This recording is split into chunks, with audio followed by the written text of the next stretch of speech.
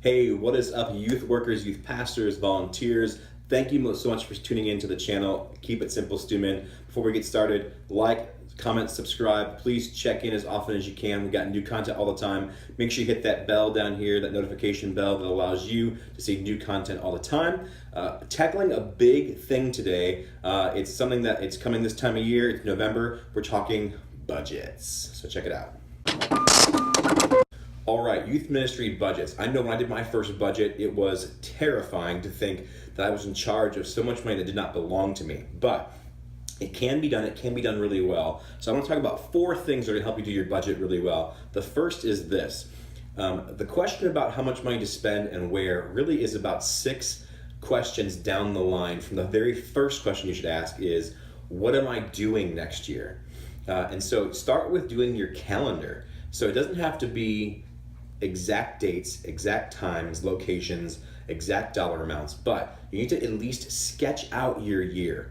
Start with the biggest rocks first. Camps, mission trips, retreats, things like that. Those suck up the most amount of budget money, and so place those first. Confirm your camp dates, confirm your mission trips, get that done first, and then space out the items that you have throughout the calendar. So events, outreach events, things like that, that are going to take budget money and resources. Space those out, but start with your calendar first, because you simply cannot guess at a budget and then begin to plan, because what's going to happen is in February you're going to go, oh, I could do this amazing event next year. I could do neon night 6 weeks from now.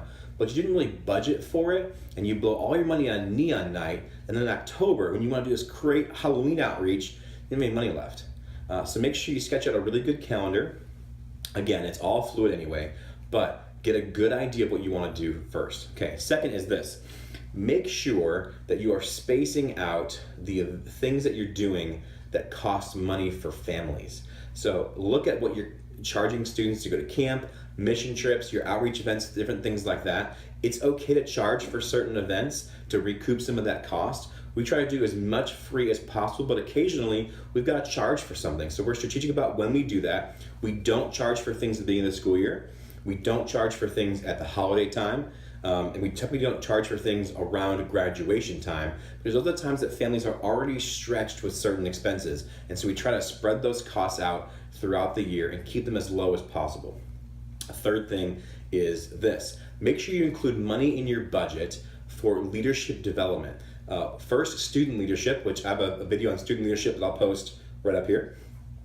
I'm a big fan of that. So we invest heavily in student leaders with resources that we purchase for them, opportunities for them to serve in different places, experiences we provide for them. So we invest heavily in that to develop intentional leaders. And secondly, the adult leaders are really important to us. In fact, we did this really great event in August. We did this planning meeting. We took the whole evening, whole afternoon and evening, we did an escape room, we got pizza, and we planned the entire year, and our leaders are still talking about it.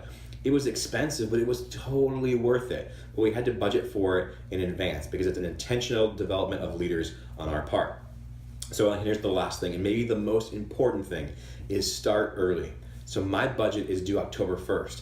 I started in July, right? Now I repeated a lot of the same events I did the previous year because we have a lot of traditions, but a lot of it was brand new. So I had to make sure my year was sketched out. I worked on it little by little. I started in July and I worked 10 minutes, 15 minutes on it a week all the way through. And so when it came time for it to be due, I didn't have as much to do. Now, of course, I was a day or two late. And so here's one thing I've done for you to give you a head start. I've actually included the copy of my spreadsheets and my proposed budget for this upcoming year. It includes all of our events, our master plans, a breakdown of what we spend per month in what category. Also, I included a breakdown Excel spreadsheet through Google Sheets of how we calculate the price for trips based on student and leader ratio. We roll the cost for our adults into the cost of our students. So if we are taking 5 students, we need at least 1 leader. If we're taking 10 students, we need 3 leaders. And so that little spreadsheet is there for you. It gives you the cost per student in that algorithm. So that's for you as well. That's a cool tool that you can use. You're like, how much do I charge a kid to go to camp? If I'm taking 7 kids and 3 leaders, well, that will tell you. All you do is you plug in your own values and it spits out the number for you. So those are included in the show description right down there. Check those out. And again, if you have questions, leave them in the comments and I'll try to answer them as best I can. These are tools for you to use to do budgets. Again, it's about stewardship. And so much is about trust. If you want to be there for the long haul, you've got to manage the money well. You've got to do the administrative stuff really well. Otherwise, people won't trust you. And trust is so important in youth ministry between parents, between your senior leadership, your senior pastor, and the rest of the staff. So do these things really, really well. It speaks loudly especially if you're young and relatively inexperienced, to knock out a budget and just knock it out of the park. So take some time, use these 4 tips, and we're praying for you as you enter this new year that you can be intentional and successful for the long haul. God bless.